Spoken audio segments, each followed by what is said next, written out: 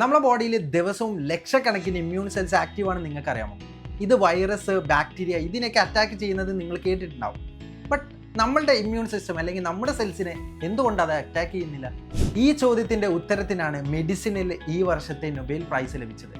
മാരി ബ്രൂങ്കോ, Fred റാംസ്റ്റൽ, Shimon സക്കാഗുച്ചി ഇവർ 3 പേരാണ് നമ്മുടെ ഇമ്മ്യൂൺ സിസ്റ്റത്തിൽ ഒളിഞ്ഞിരിക്കുന്ന ഗാർഡ്സിനെ കണ്ടെത്തിയിട്ടുള്ളത്.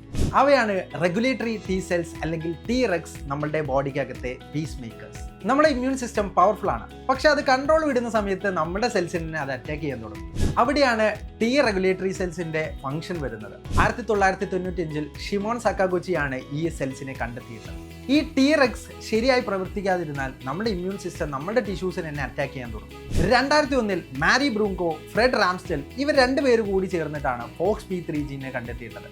ഈ FOXP3 ജീനാണ് കൺട്രോളിംഗ് യൂണിറ്റ് ആയിട്ട് Tregsനെ കൺട്രോൾ ചെയ്യുന്നത്.